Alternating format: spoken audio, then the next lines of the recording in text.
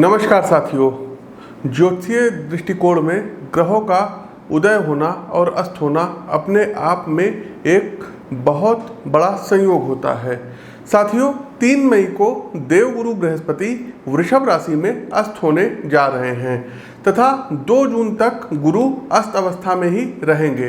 देखिए साथियों, ज्योतिष में गुरु का अस्त होना बड़े परिवर्तन लाने वाली घटना सिद्ध कराएगी।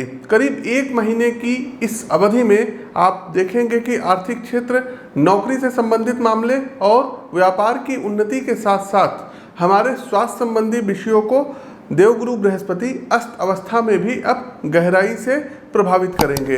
तो साथियों, गुरु को देखिए, आपको हमने पहले भी वीडियोस में बताया है कि गुरु को बेसिकली 3 दृष्टियां प्राप्त हैं। गुरु जहां पर बैठते हैं वहां से पंचम, वहां से सप्तम और वहां से नवम दृष्टि देते हैं।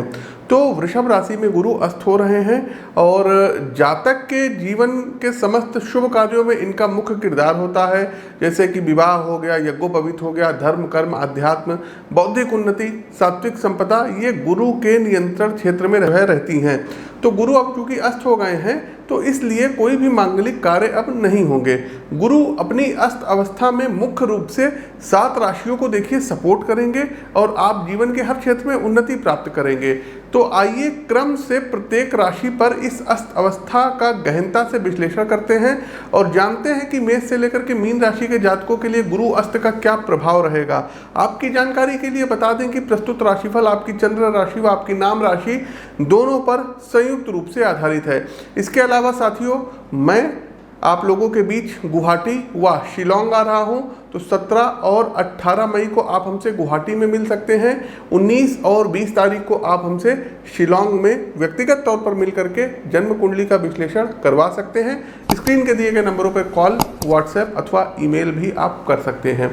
साथियों, लोकसभा के इलेक्शन चल रहे हैं और देवगुरु बृहस्पति अस्त हो रहे हैं, तो फिर हम आप लोगों को बोल रहे हैं कि हमारी प्रेडिक्शंस पहले से ही इस चैनल पर अपलोड है। फिर से आपको बता रहे हैं कि 2024 में बीजेपी सत्ता में फिर से कमबैक करेगी और नरेंद्र मोदी जी तीसरी बार प्रधानमंत्री बनेंगे। गुरु उनकी जो है वृश्चिक राशि में अस्त होने जा रहा है, तो उनके लिए लाभकारी रहेगा। इसके अलावा साथियों, जो ध्यान देने की बात है, इस बार जो मैजिक फिगर रहेगा वो उतना ज़्यादा बीजेपी का नहीं रहेगा।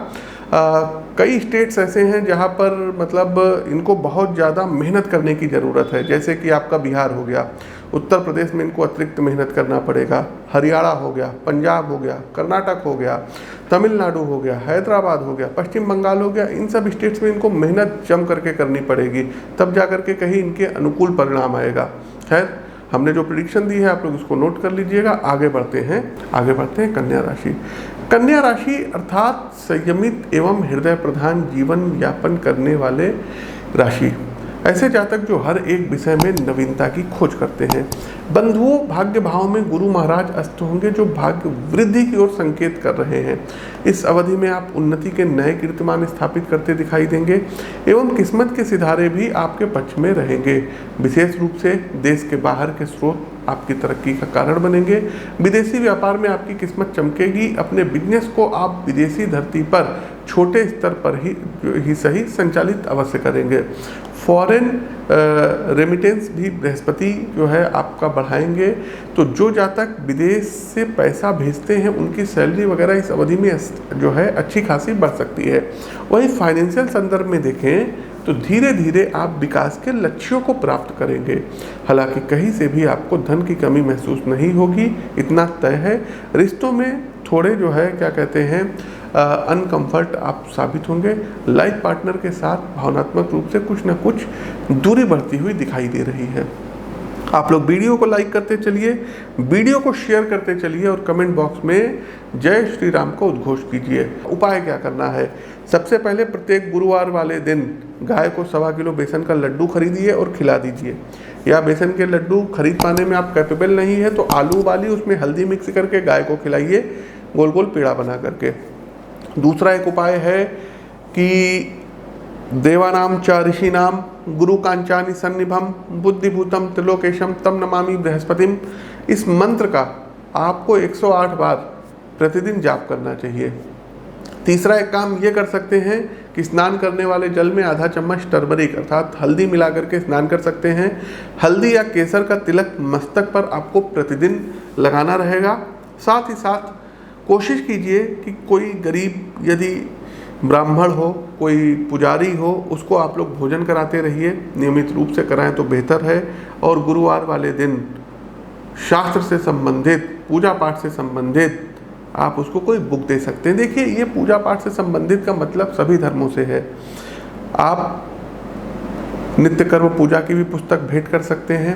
आप अगर आप जो है मतलब मुस्लिम्स हैं तो आप कुरान भेंट कर सकते हैं, जुपिटर आपका स्ट्रांग होगा। क्रिश्चियन है तो बाइबल भेंट कर सकते हैं। तो ये सब चीज़ें आप लोग अपने हिसाब से देख लीजिएगा।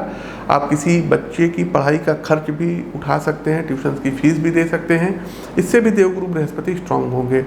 तो साथियों, ये तो था देवगुरु अस्त का सभी 12 राशियों पर प्रभाव। कैसा लगा कमेंट बॉक्स के माध्यम से अवगत अवश्य कराइएगा। नए हैं तो चैनल को सब्सक्राइब करिए, बेल आइकन दबाइए। अपनी वाणी को विराम देते हुए ज्योतिष के इस मंच से मैं पंडित आशीष वत्स आप सभी प्रभु साथियों से विदा लेता हूँ। नमस्कार, राम राम।